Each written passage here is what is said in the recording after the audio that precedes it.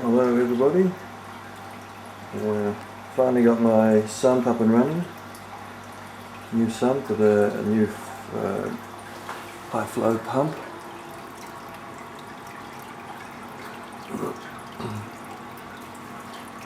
That's the sump. As you can see, it's pretty big for the whole chamber. Got the overflows, both overflows flowing straight in. Built this little thing here. It's removable, keeps all the filter wool.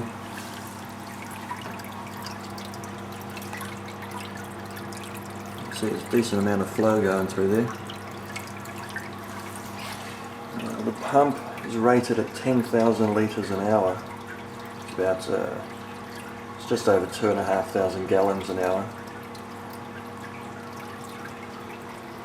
And that's all but fully open.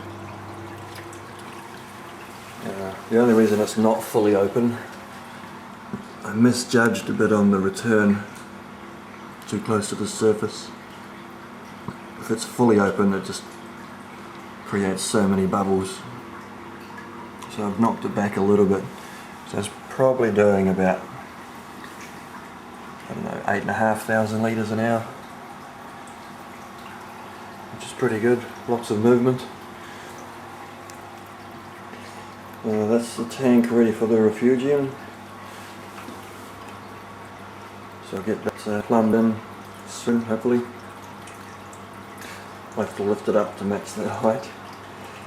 Doesn't leave me much room for a light, but a little bit of space under there for a light once it's up that high. Then I can put the, that's the phosphate reactor. Can mount that on the floor next to it. I did have a bit of a problem though. More stupidity on my part than anything. So eager to get everything running. Nicely made all the fittings and valves for it. If we go around the back here, each return has its own ball valve. We glued all that together, made it all watertight.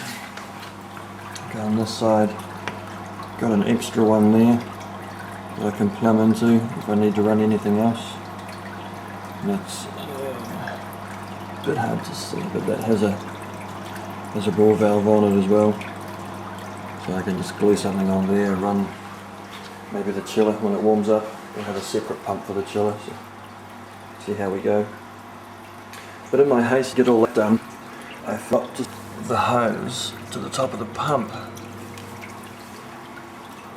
10,000 litres an hour, there's a bit of pressure there, and it pushed the hose off the top of the pump.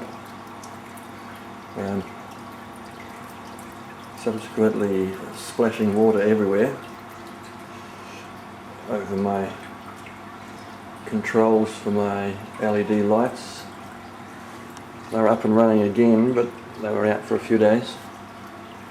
Soaked everything else, the cabinet's damp. It's dried out, not too bad though.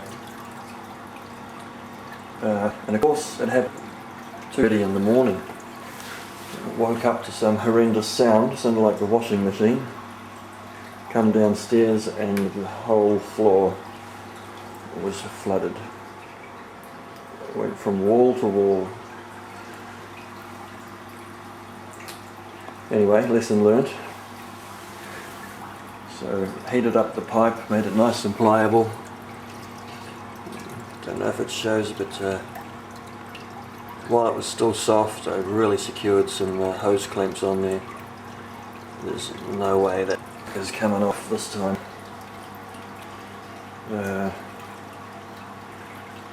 Maybe one of those water sensors hooked up to the pump, placed on the floor would be a good idea. Just to shut it off if it senses moisture. Hopefully you shouldn't need it, but we'll see how we go.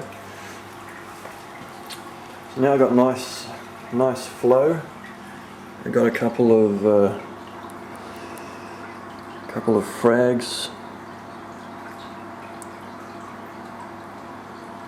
How close can I get? Oop, too close. It's a nice Acropora frags. Got a white one. I put one yesterday, so I'm not expecting polyp extension just yet. There's a few polyp extensions on this one, but this is white and blue. It's hard to pick up on the camera. So hopefully that will pick up. In the flood, I lost the drive from my main pump there. Been looking at getting another one. I'd love to get E-Tech E20 maybe, E40, but can't justify that sort of cost at the moment. $410 versus replacing that, which is $45, so we'll go the cheaper option first. Still got to knock that flow back a little bit, I think. Still getting a lot of bubbles. See how we go. Waiting for an update on the Miracle Mud. Waiting this month as recommended, get a full review, and then hopefully throw in some Miracle Mud in there. See what that does to the system. Okay, see you later.